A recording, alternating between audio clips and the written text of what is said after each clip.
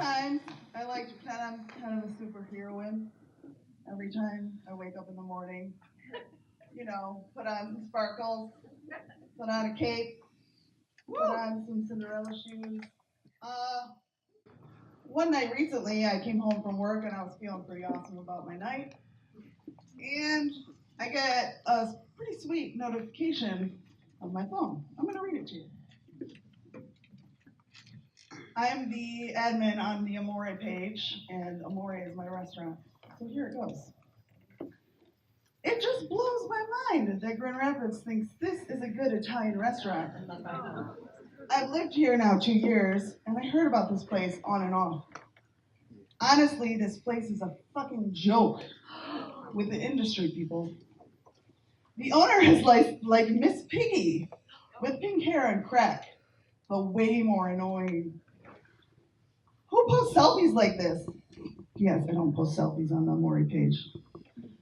Most people that can cook post food photos because they can cook.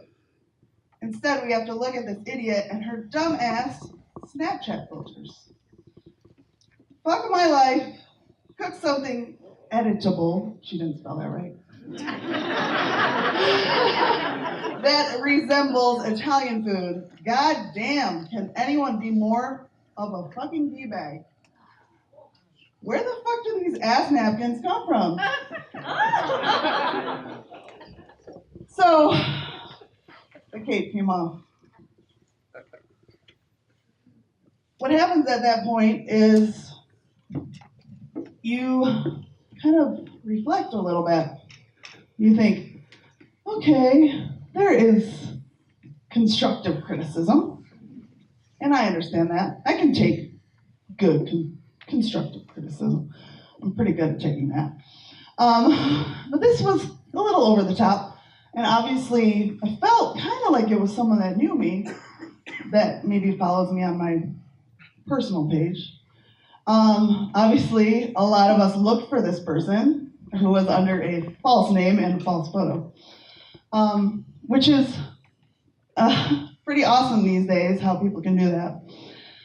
So this goes to the definition of trolls. A lot of people think of trolls initially as that creepy guy under the bridge. You gotta give him, he gives you a riddle and you have to give him an answer to cross. But nowadays, trolls are people on computers, sitting behind the screens, and really, to me, they're kind of, bullies, obviously.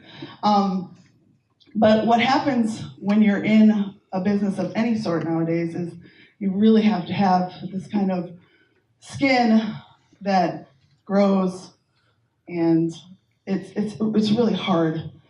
For me especially, for those who don't know me, my name is Jenna Arcidiacono. I run a restaurant called Amore Trattoria Italiana. I'm on Alpine. Ow!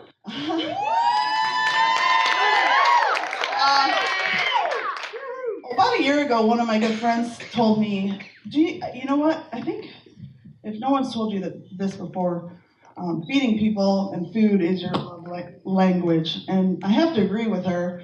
It kind of put things in perspective to me. So obviously, I go to work every day hoping to bring happiness to people, bring them joy through my cooking and through a smile or a friendly gesture. A lot of people obviously don't get those very much anymore.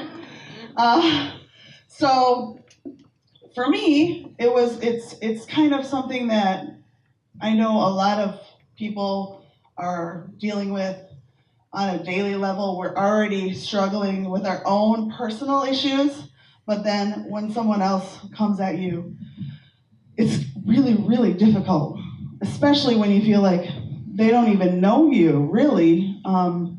So for me, I'm trying to raise 2 daughters to be superheroes, and they come to me with similar stories about bullying and people who aren't very friendly with them. And so, as a mom, it's hard for me to look at them and say, oh, get over it, you'll be fine, because I feel the pain too. And even adults are bullies. So, what is really hard for me is constant, everyday struggle. Since I was raised an only child, I really had no one to argue with or learn from, to fight with. Luckily, I married an Italian who has 11 siblings, who I absolutely love, but I also did learn to fight because of it. Also in Italian, which is even more fun. But basically, slowly, every day, I would get up and try to put my cape on. And every day it got harder because everyone got meaner. And slowly, you realize, okay, either I'm going to let them keep bringing me down, or I'm going to figure out how to put my cape back on and celebrate what I do, because I know what I do is with love and with passion. And so, slowly, every morning, I still get up and I put my cape on, and then I hear another story. You know, every time I kind of meet up with my friends, the last one was just a group of girls hanging out, and she's like, "Oh yeah, I was out with my boyfriend, and we were sitting at this new restaurant, and he just said jibber jabbers, and he's like, hey, have you been to Amore?" And this woman was like, "Oh no, I can't stand that woman who runs that restaurant." I'm like, "What? What did I ever do? What did I do to this person?" Well, I don't even know. So then I go from putting my cape on to taking it off almost every day.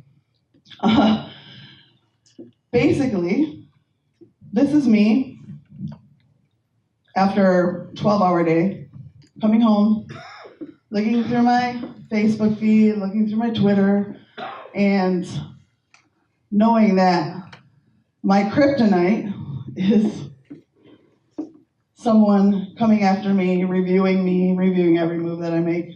It's come to that stage in my life where it still hurts. It really doesn't matter who says it to you.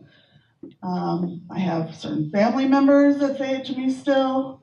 I have, constant battle with it. What I'm hoping that you get from me is, please think about it before you go online and basically rip someone new, whatever you want to call it. For me, every single day, I am trying to be a superhero and put my cape back on. And hopefully the next ding on my phone won't be my kryptonite.